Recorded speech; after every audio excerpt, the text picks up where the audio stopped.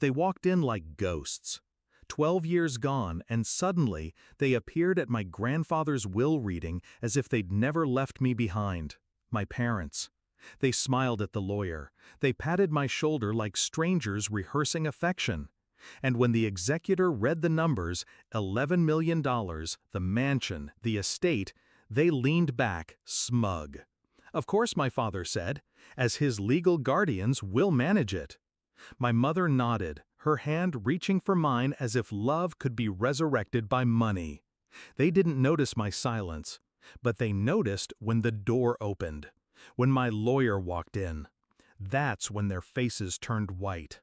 I was 6 the last time I saw them. I remember the cold air, the car pulling away, my small hand pressed against the window. They left me with my grandfather, an old man with sharp eyes and little patience. He wasn't gentle, but he was present. He raised me when they couldn't be bothered.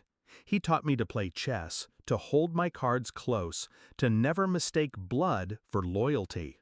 At night, when I asked why my parents left, he would pour another drink and say, "People don't change, they reveal." I didn't understand then, I do now. I used to wait for them. Birthdays, holidays, a letter, a call, anything. Nothing came. I grew up with silence where love should have been. Silence and my grandfather's lessons. So when he died, I wasn't broken. I was prepared. And when I saw them walk into that room after 12 years, dressed in expensive coats, faces glowing with entitlement, something in me didn't ache. It sharpened. I'd already suspected they would come. Vultures always smell the corpse before the burial. That's why I planned. The will wasn't simple. My grandfather made sure of it.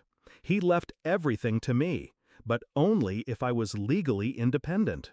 Otherwise, guardianship could interfere. He anticipated them. So did I.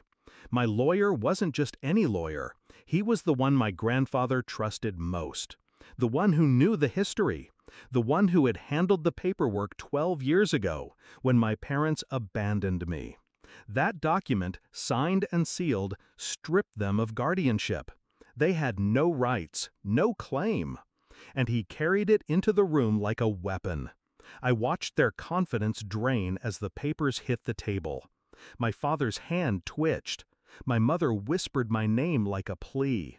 The lawyer spoke clean, sharp words. "You relinquished guardianship 12 years ago. You have no standing here. None." The silence that followed was heavier than any scream. Their faces crumbled. The millions they thought were theirs dissolved in front of them. And all I did was sit still, let them drown in it. My father tried first.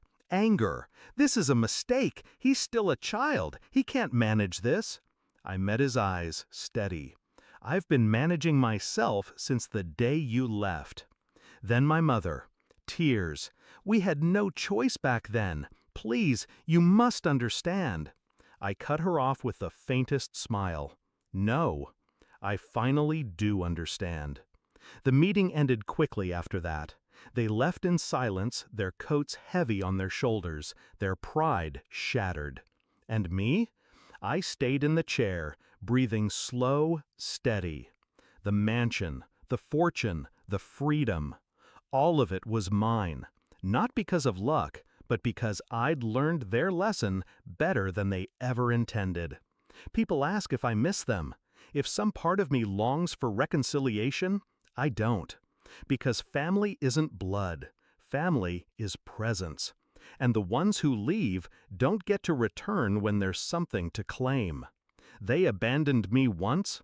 I abandoned them forever. When I walk through the halls of the mansion at night, I sometimes hear my grandfather's voice. People don't change. They reveal. He was right. They revealed themselves 12 years ago. I revealed myself at the will reading. Not broken, not abandoned. Prepared.